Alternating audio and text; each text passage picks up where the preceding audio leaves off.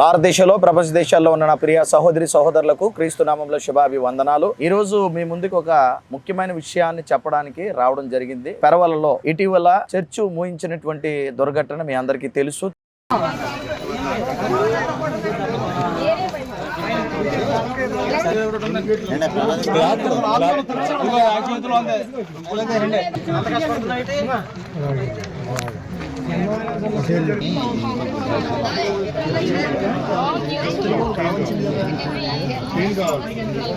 చెప్పండి చైన్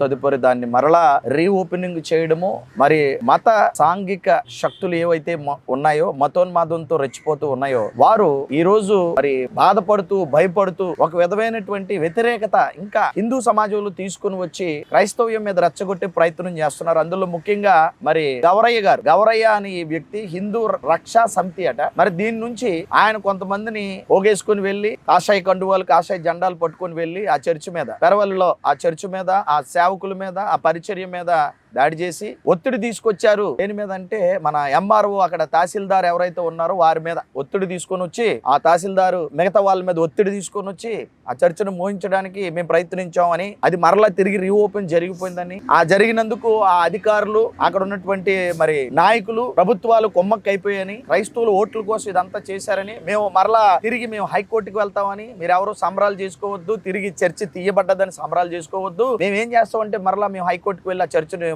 చేస్తాం, క్రైస్తవ సోదరులకు మేము చెప్తున్నామని గవరయ్య గారు మాట్లాడడం జరిగింది. మరి ఆయన ఏమన్నారో ముందు మనం విందాం, విన్న తర్వాత మాట్లాడుకుందాం. ఒకసారి ఏమన్నారో వినండి. పెరవల చర్చి విషయంలో మేము ఆ గ్రామ హిందువులందరినీ కూడా కలవడం జరిగింది. కలిసిన తర్వాత ఎంఆర్ఓకి ఇచ్చినటువంటి కంప్లైంట్ సరైనటువంటి స్పందన లేదనే ఉద్దేశంతో ఎంఆర్ఓ గారిని కలవడం కూడా జరిగింది. కలిసిన వెంటనే ఆయన చేస్తామని చెప్పారు. మొదట అయ్యా, చట్టపరంగా ఉన్న విషయాలే కదా మేము అడిగేది, చట్టం లేనిదేమి మిమ్మల్ని ఏమి బలవంత పెడతలేదు. మేము ఆ చర్చికి ఏ రకమైన అనుమతి లేదని చెప్పేసి ఆల్రెడీ ఇదిగో మీకు రికార్డు ఇచ్చాం, ఏ రకమైన అనుమతి లేదు అని చెప్పిన తర్వాత కూడా మీరు ఎందుకు మొహమాట పడుతున్నారు? కాబట్టి ఎట్టి పరిస్థితుల్లో కుదరదు, దీన్ని ఎట్లాగైనా సరే మీరు సీల్ చేయాల్సినటువంటి అవసరం ఉంది అని చెప్పి మేము గట్టిగా ప్రెషర్ చేయడం జరిగింది ఎంఆర్ఓ గారి మీద. అయితే ఆయన పాపం, ఏమండి మీరు ఇంత గట్టిగా మాట్లాడుతుంటే నేనేం చేయగలను, నా పని ఏదో నేను చట్ట ప్రకారంగానే చేస్తానని చెప్పేసి ఆయన చర్చి దగ్గరికి వచ్చి చూశారు, నోటీస్ అంటించి సీలేసి రావడం జరిగింది. ఇంతవరకు అద్భుతం జరిగిందని చెప్పేసి హిందూ సమాజం ఆనందపడింది. అయితే ఈ లోపల దేశ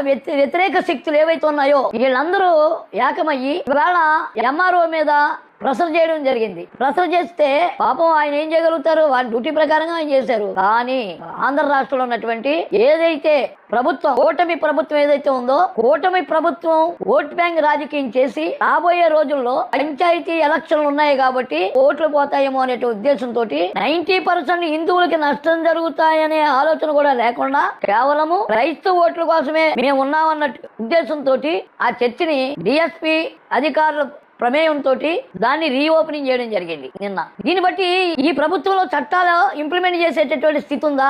కాబట్టి చట్టాన్ని కూడా గౌరవించలేని దౌర్భాగ్య స్థితిలో ఇవాళ ఈ ప్రభుత్వం ఉంది. మేము మళ్ళీ హైకోర్టుకి వెళ్ళి మేము ఆర్డర్ తెచ్చుకుంటాం. ఏం చేతంటే పాస్టర్ మీద, అలాగే ఎంఆర్ఓ మీద ఓపెన్ చేయడానికి ఎవరైతే ప్రయత్నం చేస్తారో వాళ్ళ మీద మేము చట్టపరంగా హైకోర్టుకి వెళ్ళి ఆర్డర్ తెచ్చుకుని మళ్ళీ క్లోజ్ చేస్తాం. దాన్ని మేము దీన్ని క్లోజ్ చేస్తామండి. తాత్కాలికమైన ఆనందాన్ని పడాలనుకున్నారేమో, మీ తాత్కాలికంగా ఆనందం పడినప్పటికీ మేము ఊరుకోం. ఏం చేస్తే మేము ఇలాంటి బోలని చూసింది హిందూ ధర్మ రక్షా సమితి. కాబట్టి దీంతో మేము వదిలిపెట్టే పని లేదు.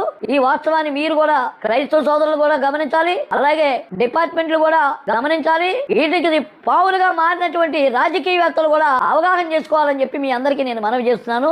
జై హింద్. విన్నారు కదా, చూశారు కదా. ఆయన బాధ ఏంటంటే ఈ పరవలిలో ఏవైతే జరిగిందో ఆ చర్చిని మరి ఆయన ఊరికి సంబంధం లేకపోయినా కొంతమందిని వేసుకొని వచ్చి అక్కడ ఆ చర్చి మీద దాడి చేయడానికి, లేకపోతే ఆయన యొక్క హిందూ రక్షా సమితి వాళ్ళందరూ కూడుకొని ఆ చర్చికి తాళం వేయించేసాం, నోటీస్ ఇచ్చేసి మోయించేసాం అనుకుని సంబరాలు చేసుకొని సంకలు గుద్దుకున్నారు. తదుపరి క్రైస్తవ సోదరులందరూ కూడా ఒకటే ఏకమై మరలా ఏం చేశారంటే అందరూ కలిసి అక్కడ ఉన్నటువంటి మరి సేవకులు, ఆ తూర్పు గోదావరి పరిసర ప్రాంతాల్లో ఉన్న సేవకులు, అక్కడున్న సంఘాలు, అక్కడున్న క్రైస్తవ పెద్దలు అందరూ వచ్చి ఆ చర్చిని మరలా అధికారుల దగ్గరికి వెళ్ళి మరలా ఏ చేత్తోనైతే వారు తాళం వేయించారో పోలీసుల సమక్షంలో దాన్ని తీయించడం జరిగింది. అది కూడా ఒకసారి చూడండి.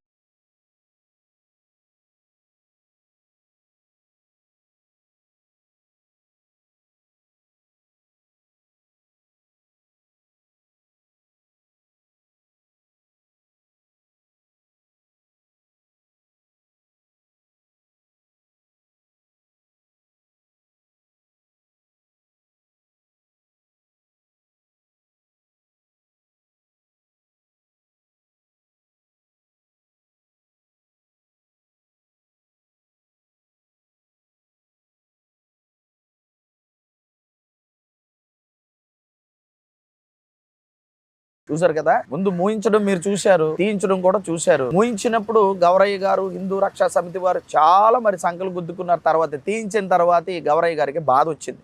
ఏమంటే ఇక మేము ఉపేక్షించేది లేదు, ప్రభుత్వాలు నడిపిస్తున్నటువంటి కూటమి ప్రభుత్వం క్రైస్తవుల ఓట్ల కోసం ఇలా చేశారు అని వారి మీద అభాండాలు వేస్తూ, తహసీల్దార్ ఎవరైతే ఉన్నారో వారి మీద అభాండాలు వేస్తూ, పోలీసుల మీద అభాండాలు వేస్తూ చివరికి మేము హైకోర్టుకి వెళ్ళిపోతాం, హైకోర్టుకి వెళ్ళి న్యాయం చేసుకుంటాం అని మాట్లాడుతున్నారు. అసలు చర్చిలు మూయించడం న్యాయం ఏంటండి? క్రైస్తవ సమాజం ఆలోచించండి ఒకసారి. చర్చిలు మూయిస్తే న్యాయం జరిగిస్తాడట ఈయన. మనల్ని ఏమని మాట్లాడుతున్నాడు? క్రైస్తవుల్ని విన్నారా మీరు? దేశ వ్యతిరేక శక్తులట. క్రైస్తవులు అంటే దేశ వ్యతిరేక శక్తులా? గౌరయ్య ఏమయ్యా, క్రైస్తవులు దేశ వ్యతిరేక శక్తులా? నువ్వు క్రైస్తవుల్ని ఇలాంటి మాట్లాడితే క్రైస్తవ సమాజం చూస్తూ ఊరుకుంటదని అనుకుంటున్నారా? ఇదిగో క్రైస్తవ సమాజమా, మీ అందరికీ పిలిపిస్తున్నాం. ఇలాంటి గౌరయ్య లాంటి వారికి, లేదంటే ఇలాంటి హిందువుల్ని మభ్యపెట్టి హిందూ ధర్మం అని హిందూ రక్షా సమితిని ఇలాంటి పేర్లు పెట్టుకొని హిందువులను రెచ్చగొడుతూ క్రైస్తవుల మీద చిచ్చు పెట్టాలని ఆలోచిస్తూ చర్చిల్ని మరి మూయించాలనుకుని ఇలాంటి ఆలోచన కలిగిన వారికి గట్టిగా బుద్ధి చెప్పడానికి మనందరూ ఏకమయ్యి ముందుకు రావాలని మీకు పిలిపిస్తున్నాను. చలో కలెక్టరేట్ తూర్పు గోదావరి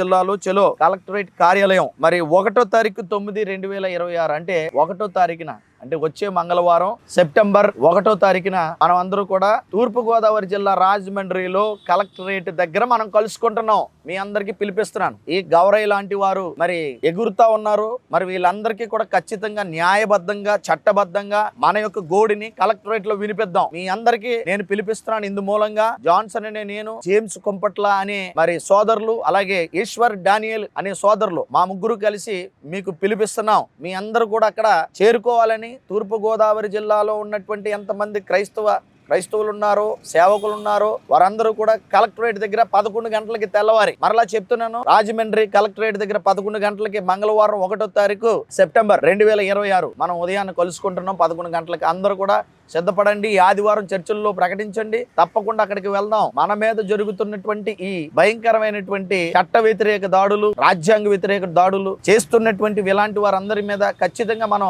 కలెక్టర్ వారికి మన గోడుని వినిపించాలి. కలెక్టర్ కార్యాలయంలో మన గోడు రాజమండ్రి కలెక్టర్ కార్యాలయంలో వినిపించాలి. మీ అందరికీ పిలిపిస్తున్నాను. ఇందు మూలంగా ప్రతి ఒక్కరు స్పందించి మనం. ఇకపోతే గౌరయ్య గారు, మీరు క్రైస్తవులు భయపడితే భయపడిపోవడానికి మేమేమి ఇక్కడ బానిసలుగా బతుకుతున్న వారం కాదు. మేము ఈ భారతదేశంలో పౌరులమే, చట్టబద్ధంగా రాజ్యాంగబద్ధంగా బ్రతుకుతున్న వారు. మీరేదో మా మీద అభాండాలు వేసి క్రైస్తవ సమాజాన్ని మరి మీరు తోలనాడి దేశ వ్యతిరేక శక్తులను ఇష్టానుసారంగా మీరు ట్యాగ్ లైన్లు ఇచ్చి మా మీద పడిపోయి ఏదో మమ్మల్ని ఏదో అవమానించేద్దాం అనుకుంటే ఇక్కడ చట్టాలు ఏవి చూస్తూ ఊరుకోవు. మీలాంటి వరకే గట్టిగా బుద్ధి చెప్తారు. అలాగే నాయకులు, అధికారులు ఏం చూస్తూ ఊరుకోరు. అందరూ చట్టబద్ధంగా న్యాయబద్ధంగానే ఉన్నవారు. దాన్ని మీరు తిరగేసి మరగేసి మాట్లాడి మీకు అవమానం జరిగిపోయిందని, మీరు మూయించిన చర్చి లేకపోతే తాళం వేయించిన చర్చి మరలా తిరిగి రీఓపెన్ అయిపోయిందని మీ అక్కసు వెళ్ళగొక్కుతూ ఇష్టానుసారంగా క్రైస్తవుల మీద మాట్లాడుతుంటే క్రైస్తవులు ఖచ్చితంగా ఈ గౌరయ్య లాంటి వాళ్ళకి బుద్ధి చెప్తారు. చెప్పాల వద్ద క్రైస్తవ సమాజం? ఇష్టానుసారంగా మీరు మాట్లాడి చర్చిల మీద పడి భూయిస్తామని మీరు ఇష్టానుసారంగా వెనకాల